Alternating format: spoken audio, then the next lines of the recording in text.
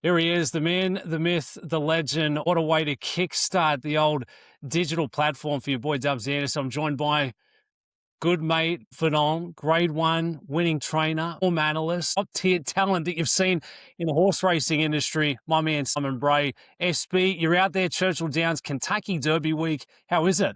Unbelievable, mate. It's unbelievable. I've been out here about 5 days. Derby, of course, first Saturday in May, and we do a breakfast of the Derby show. So I've been out here ahead of a lot of people, but the atmosphere is unbelievable. I mean, I've been doing this for 24 years, coming to the Derby, and it never changes. In fact, it just gets bigger and bigger every year. And Simon, that's what I'm ultimately, trying to do here for your boys' mass following. Maybe not mass following, but all American mates want to showcase people like yourself, intriguing stories, sharp insight who've come across the pond here in North America, wherever it may be. You highlighted the roots going back to the UK, so we're going to get into that a little further, but love seeing what you're doing from the team out there at Churchill Downs. And I guess not to dumb it down with a preview of this year's Kentucky Derby, but ultimately get us up to speed with how a horse makes it into the Derby and what makes it so unique, sort of outside to maybe some of the other big races around the world. Yeah, it is a unique race. I mean, I think the first thing, for those that aren't familiar with it, it's the distance of 1.25 miles. Horses in America, 3-year-olds in particular, have never run that distance. They all get to try it for the first time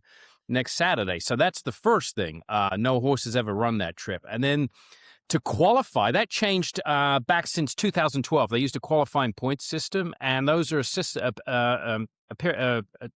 list of 50 races that start back in September of last year, where horses earn points, finishing first, second, third, fourth, down to fifth. Now, obviously, back in September, there are very few points on the line. As you get closer to the Derby, those races get better. The points become bigger, so you get an automatic berth. There's a big, big bunch of preps about 4 to 5 weeks out, and those guarantee you an into the Kentucky Derby. So there's a lot of planning goes into this. There's a lot of people, happy along the way with third, fourth place finishes, get that 3-4 extra points. That's the difference about getting in the field and not getting in the field. Yeah, and Simon, to make it crystal clear here for a lot of people, 3-year-olds, you only get that one chance to go into the Kentucky Derby. It's not like we were close this year and we almost made it in. We're going to try our hand next year when we're, 12 months more developed. It is your 3-year-old season. Once you miss that window, you miss your opportunity. 20 horses go in the starting gate. I absolutely love it. It reminds me of the Melbourne Cup at home. In terms of the energy, the vibes, the storylines going in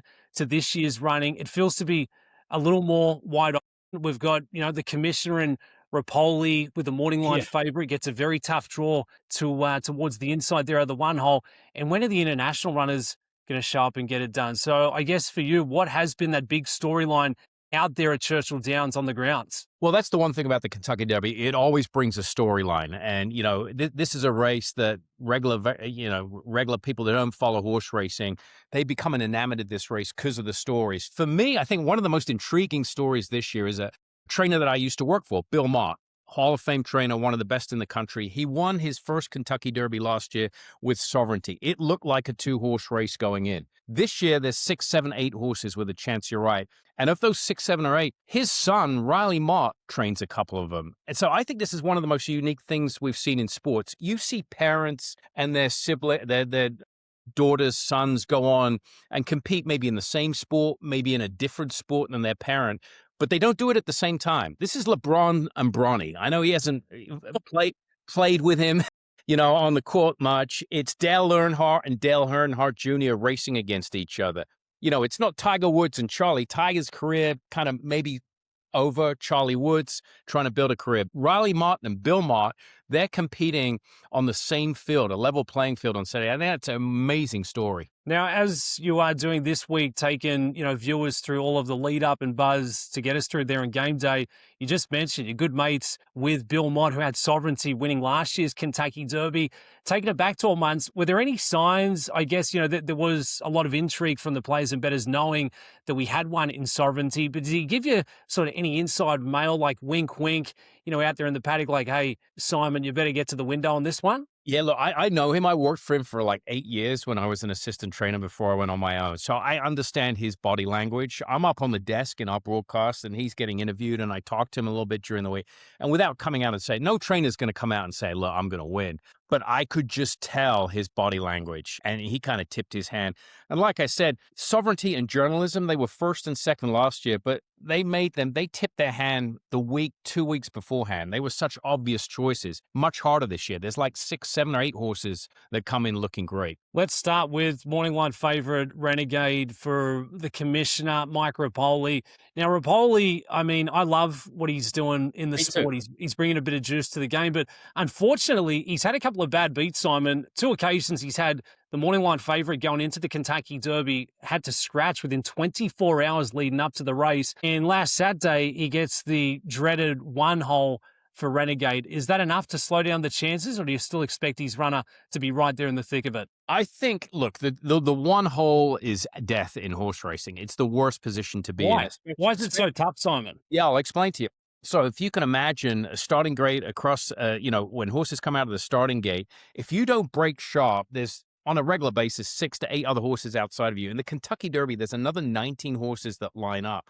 We don't start in our sport in a staggered start, like a 200-meter track race in the Olympics. So everybody's starting in a straight line. So the outside horse wants to come over to the inside horse to save ground. And that's what happens. If you're in post 1, you don't break sharp. The other 19 horses are going to come over on top of you and you get taken back. Not only do you get taken back, but you get 10 times more kickback, that dirt that's getting kicked back, than any horse has ever seen. Like I said, the Derby's unique for the number of horses and for the distance and for the configuration. So, yeah, it's going to be tough. He's a very, very good horse. He's got the right style that I think he doesn't need to break that sharp out of the one hole. If you're a speed horse, if you're a horse that likes to come out of the gate and just go as far as you can, as fast as you can, you have to break. Renegade could probably break a step slow because of his running style, sit back. But he's going to need a ton of luck from that position for everything to go right. What do you think, Simon? Does he get a ton of pace? You know, the Baffert runners, Miss Tess likes to go forward. I'm big on one of the international raiders in 6-speed who absolutely flies out of the blocks. How do you see, I guess, the early going in this year's Kentucky Derby, and who are going to be those front runners? The dynamic of the speed in the Kentucky Derby has changed dramatically since that point system was introduced in 2012. We used to have a lot of young horses in there that went fast. Those were eliminated with the point system, and that point system has proved to bring more later maturing, developing horses. Since 2012, opening half mile in the Derby has been anywhere between 45 and 4 seconds flat to about 47. So somewhere in that range. And that's on the slower side of that 47, that's not lightning fast. But I think the key here, Dubs, when I went back last year and this year and looked at the statistics and those 14 runnings, of the 11 of those 14 runnings, after a mile in the Kentucky Derby, the winner was first, second, third, or fourth. It's very, very hard to come from far, far back. Only one horse did that. That was Rich Strike.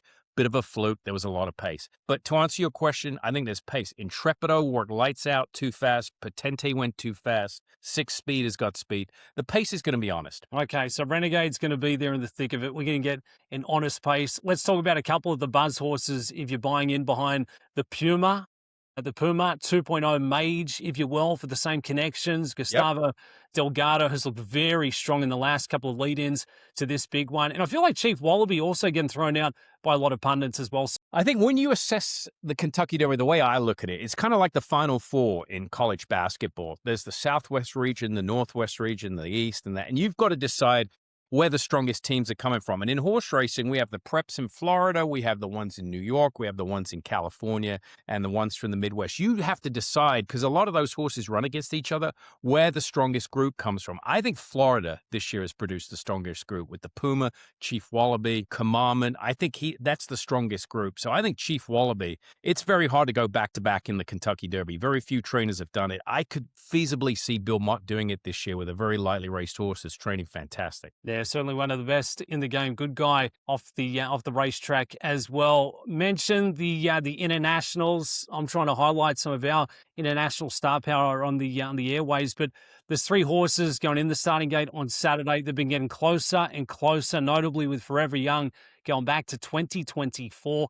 The international raiders are coming across. They're now contending, Simon. Out of the 3 for this year's running, is there one that you think could be right there late? Well, let's go through them. There's three of them, two from Japan and one from Dubai in 6-speed. The two from Japan, Wonder Dean and Danone Bourbon. Let's start with Wonder Dean. He beat 6-speed in the UAE Derby last time out. So they're very close on form. It's very hard, here assessing the form and how it stacks up against the American horses. The American horses, have been taking turns beating each other or running against each other. We don't know what these horses have been doing, but you just have to go on what's happened recently, especially with the Japanese runners. They've run so well that the closest they came was third a couple of years ago.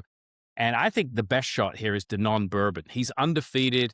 I don't know what he's been beaten, Dubs, but I'm telling you, it's a different ballgame in Japan. I've been there, spent time there, and watched these horses train. The tracks are really deep. They get very, very fit. The issue of traveling across the globe here with racehorses, that's not an issue anymore. And that horse has looked tremendous all week long. So out of the three, I'd probably go with Danone Bourbon. That's good. I've got 6-speed with a futures ticket, so that feels There you go. confidence. For the international runners, Simon, you're out there every morning going through the works. Are they getting the same kind of attention as your Baffert runners, as the contingent for Brad Cox? Probably not as much. In the mornings out here, this if you've never been to Louisville, Kentucky, this city, this town is built around the Kentucky Derby. Everything revolves around it. I mean, I don't think I can explain enough all the activities. I mean, they start 10 days out, the local fairs, the 5Ks, they have all kinds of races, fashion shows. I mean, it truly is built around this whole city. And, we get kids coming out in the morning, they take off school, families come out. We have, over 2,000 people at the track just watching horses train. So I don't think there's as much interest in those runners as, say, a Baffert who shows up or a Pletcher. But for what's happened in the last couple of years with the presence of the international runners that now have a guaranteed berth in the Derby, they never had that. There's 3 spots held for the international runners. So, there used to be 20 North American horses. Now there's only 17, 3 international runners. So now they're getting more attention. So I think, it's not going to be long before I think an international horse wins this race, but certainly more people are just starting to take heed of those. Now, it's not quite game day, but, we've gone over some of the big contenders, the international runners, the early, pace dynamic of the big race. Give us your 2 horses that are must-plays going into the Derby this year. Maybe your one to beat and maybe that flying long shot that we can use underneath for a top 3 finish and still cash a couple of tickies. Yeah, so like I said, one of the keys for me, and I think statistics can be twisted either way you want, but the statistic for me since the point system were introduced, where you got to be in the first 4 after a mile, I think that is legit. I think that plays out. A lot of the early speed's been taken out of the Derby. You need a horse with tactical speeds. Look, there's Further Ado. There's Renegade who's going to come from off the pace, Kamamba, but as far as the horse to beat for me, it's Chief Wallaby. He's lightly raced. Bill Mott wouldn't be here unless he thought he had a chance. He's not like he's trying to chase the Derby. It's like Rory and the Masters. When they interviewed him after the Masters, he's like, "How is this one different?" He goes, "I came in, no pressure. I already did it last year." And I think that's the same with Mott and Sovereignty. He's got it off his back, a Hall of Fame trainer. So he comes in here and he didn't need to run this horse. So I like him. And he's looked, from a horseman's standpoint, he has just looked phenomenal. Seen him train the last week or so, watched him the last 3 months. He's really developed. Now, for a long shot here, I'm going to give you a long shot, Dubs, okay? You're going to put this in all your business, all right? This is a horse that's drawn to the far outside, post number 20. It's not Death. People say it is. It's not. This is a horse who's never run on the dirt. How crazy is this? I got post 20. I got a horse who's never run on the surface that he's running on. Full effort for trainer Brad Cox. Cox comes in with 3 horses. 2 of them are probably going to be in the top 3 betting choices. Full effort. I am telling you, people, this horse is going to outrun his odds. Full effort. 30-1, 20-1 on the morning line. Train like a beast. Yeah. Say less. That's what it's all about. Simon, as a highly successful trainer, being out there for a big week like this, the Super Bowl, the grand finals, what does it look like in the final lead-ups? I mean, the conditioning, the fitness, that's got to be there by now. For, the likes of a Bill Mott, a Brad Cox, what are they trying to see in these final days leading up to the Derby? And what does the morning of look like? Yeah, great question. So, all the heavy work's done. A week out is when the final hard workout, that's when you go to your gym before your marathon race and you do the last workout about a week before, and then you kind of tick into the race. That's the same with the horses. About a week out, this Saturday, Sunday, a week before the Derby, all these horses will do an easy work. All the heavy lifting's been done. A job as a trainer, having been there, is one thing. You've got to eliminate things that can go wrong. There's a lot can go wrong with racehorses. They can spook at this, they can do this, and training under conditions that they've never been around. I mean, well, there's more people here in the morning than there are at some racetracks in the afternoon. So there's a lot of activity, Dubs. There's 160, 70,000 people here. The facilities are bringing tents and marquees, and there's construction, and there's all this stuff going on. So there's a lot to be done. But once you get through that last breeze, the job is to get them to the gate in one piece and do a lot of schooling, taking them to the paddock where they saddle. That's the area where they saddle a horse before a race. You take them over there and practice that and get them to see the environment. You take them to the starting gate, practice that before they go in on Saturday. Those horses have to leave their stall about an hour and a half, hour and 45 minutes before they even run. And then they have this massive walkover in front of 160,000 people that are cheering. And you can't replicate that. You can't, there's no other way to replicate. So a lot of horses can actually lose the race before they've even got in the starting gate. Yeah, a lot goes into it. 160,000 people out there on site. Is there a favorite Derby memory for you, Simon, out of all your years, either being out there or covering it, for TVG, Indefendable TV, that stands out? I have the distinction, Mr. Dubs, of I ran a horse in the Kentucky Derby in 2001, okay? The second fastest Kentucky Derby in history. They went 44-4 for the half mile, which is lightning fast. That's before the point system. And the race broke 2 minutes. So it was actually just on 2 minutes. It was the second fastest time behind Secretary. I ran a horse as a trainer called StarTac. I didn't want to run him in there. He was a grass horse, but the owners wanted to go, and the horse was sound, so I let him go. It was the most amazing experience. And the dubious distinction that I had, my horse was 110-1. He was the longest shot in the field. There weren't enough numbers on the tote board. They only to 99-1. So it's 99-1. The next day I look at the chart and it said 108-1. And the horse made a massive move around the far turn. Trouble is, he was about 8 wide, and then he just flattened out, and we saved him for another day. He ended up in a great, he won the equivalent, the Kentucky Derby on the grass, if you will, called the Secretariat. So that was my greatest moment. It was unbelievable. And as a young trainer back then, and you hear it with other sports, whether it's the Masters, the Super Bowl, experience pays. I was like a deer in headlights. I didn't know what was going on, mate. And the press is on you. And that's before social media and all this kind of stuff. And now you're somewhat the social media influencer, so you would have handled it. But, you say that there's a lot going on. And for a young trainer, can you take it back to that morning, to that day of, and what was going on through your mindset? Because there's got to be some kind of optimism. If you've got a horse going in that starting gate, there's got to be some bit of you thinking, hey, if everything goes in our favor, we could have a chance here and we could win the Kentucky Derby. That's a great point you bring up, Dubs. And I tell you why, because a week out, I didn't think I had a shot. I mean, I'm very real. I didn't think I had a shot. You fly the horse here, he starts training. And what they do here is they assign like a media person to every single horse in the Kentucky Derby. And, when we do this every day, you can look at a race and you can say, you know what? He's filled a 10 here. 7 of those have got no chance, and it's pretty easy. When you come to the Kentucky Derby and you see horses like Rich Strike winning at 50-1, Giacomo winning at 51, everybody has a chance. So by the time I landed on Sunday, by the time Friday morning came the day before, I'm reading articles about my horse. People are telling me he looks so good. You physically start to believe you have a legitimate chance, and you nailed it. By Saturday morning, Friday night, I'm going to bed, and I can't sleep because I'm worrying about the weather. Is it going to rain? How's the horse going to react? And you wake up in the morning, you think, maybe I got a chance of this. Why not? My horse is doing phenomenal. And that's how it is. And in the morning of the race is run at about 7:05 p.m. Eastern time. The day for the trainer starts some 14 hours before that, like 5 in the morning. You have to get there.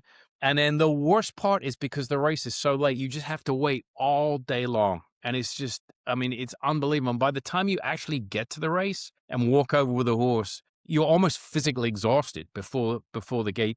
And then the race goes, they play My Old Kentucky Home, which is, if you watch the national broadcast, you see it, and it's a very poignant moment, and you're a part of history. That year, there were 30,000 foals born, and there's only 20 going in the starting gate. And I was one of those 20, even though, I had no chance, and the horse ran like that. It's remarkable just to get there, to be able to get there and say you ran in the Kentucky Derby. They crossed the wire. He didn't run very well, and then nobody wants to talk to you.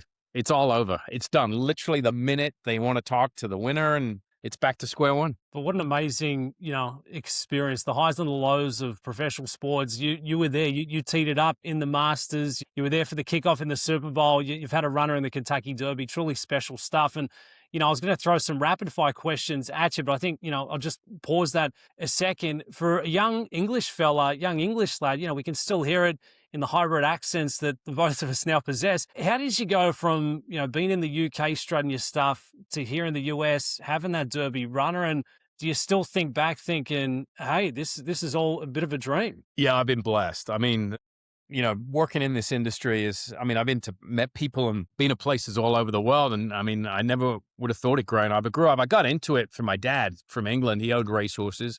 Horse racing, like in Australia, is part of a national pastime. It's going to appear on the back page of the newspaper. It's not going to be a 2 paragraphs. So I got into it like that. And I worked for a very, very good trainer in England called Henry Cecil, one of the best in the world. And I'll give you the Cliff Notes version.